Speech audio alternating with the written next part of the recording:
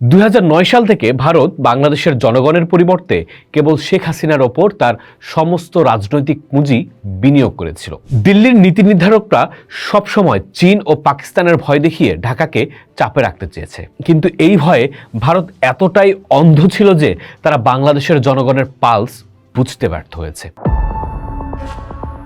বিগত এক দশক ধরে দিল্লি ও ঢাকার সম্পর্ককে ভারত বারবার সোনালী অধ্যায় হিসেবে প্রচার করে এসেছে। সন্ত্রাসবাদ দমন থেকে শুরু করে ট্রানজিট ও করিডোর সুবিধা, 2014 পরবর্তী সময়ে বাংলাদেশকে দক্ষিণ এশিয়ায় ভারতের নেইবারহুড ফার্স্ট নীতির সবচেয়ে বড় সাফল্য হিসেবে দেখানো হতো। কিন্তু বাংলাদেশের সাধারণ মানুষের চোখে এই তথাকথিত সোনালী অধ্যায় অনেকটা একপাক্ষিক সুবিধা আদায়ের এবং একটি বিশেষ রেজিমের ওপর ভারতের কট্টর সমর্থনের নামান্তর।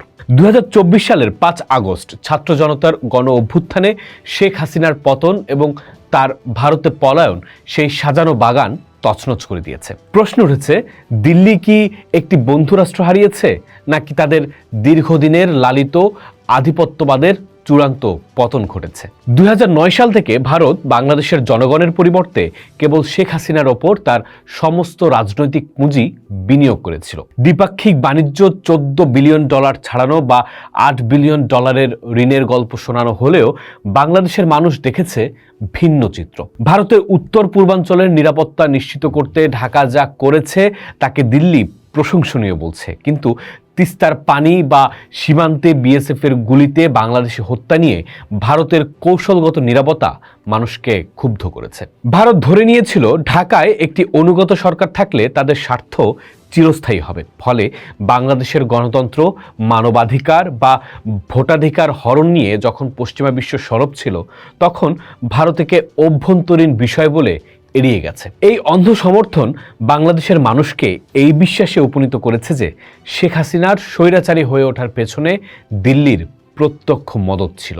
ভারতের পররাষ্ট্রনীতির সবচেয়ে বড় ব্যর্থতা ছিল নিরাপত্তার দোহাই দিয়ে গণতন্ত্রকে বিসর্জন দেয়া। 2014, 2018 এবং 2024 সালের প্রশ্নবিদ্ধ নির্বাচনগুলোতে ভারতের ভূমিকা বাংলাদেশের সাধারণ মানুষের মনে গভীর ক্ষতের সৃষ্টি করেছে।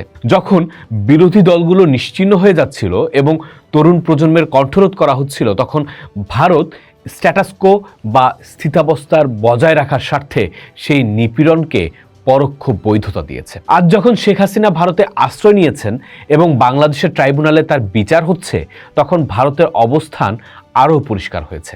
বাংলাদেশের মানুষের কাছে এটি এখন স্পষ্ট যে ভারত রাষ্ট্র নয়, বরং ব্যক্তির নিরাপত্তা এবং নিজের কায়েমি স্বার্থ রক্ষার্থেই বেশি ব্যস্ত।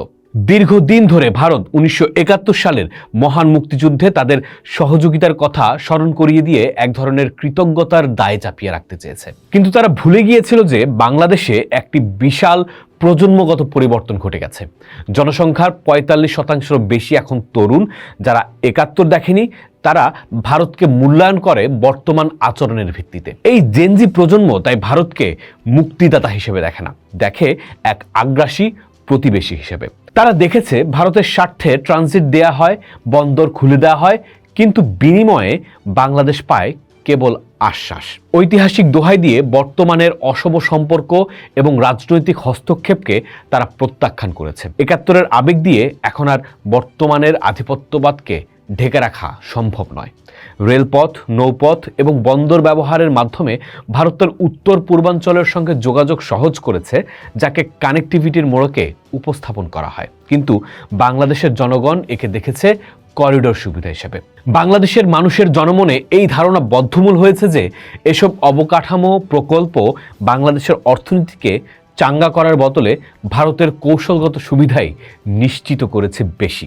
ভারতের বিনিয়োগের কোনো সামাজিক ভিত্তি তৈরি হয়নি। ফলে হাসিনার পতনের পর এসব প্রকল্প এবং ভারতীয় পণ্য বর্জনের ডাক এখন জাতীয়তাবাদী চেতনার অংশ হয়ে দাঁড়িয়েছে। দিল্লির নীতি নির্ধারকরা সবসময় চীন ও পাকিস্তানের ভয় দেখিয়ে ঢাকাকে চাপে রাখতে চেয়েছে, কিন্তু এই ভয়ে ভারত এতটাই অন্ধ ছিল যে তারা বাংলাদেশের জনগণের পালস বুঝতে ব্যর্থ হয়েছে। বেইজিং বা ওয়াশিংটনের প্রভাব ঠেকানোর দোহাই দিয়ে ভারত এমন এক সরকারকে টিকিয়ে রাখতে চেয়েছে যাদের কোনো জনসমর্থন ছিল না। এর ফলাফল হয়েছে বুমেরাং। আজ বাংলাদেশের মানুষ ভারতের আধিপত্যের হাত থেকে বাঁচতে বিকল্প যে কোনো শক্তির সঙ্গে মৈত্রী করতে মানসিকভাবে প্রস্তুত। ভারত তার নিজের কৌশলেই এখন কোণঠাসা। ভারতের সামনে এখন বাস্তবতা খুব নির্মম। শেখ হাসিনাকে আশ্রয় দিয়ে এবং বাংলাদেশের গণ অভ্যুত্থানকে সম্মান না জানিয়ে দিল্লি প্রমাণ করেছে তারা জনগণের বন্ধু হতে পারেনি। বাংলাদেশের মানুষ আর কোনো বড় ভাই বা দাদার খবরদারি মেনে নিতে রাজি নয়।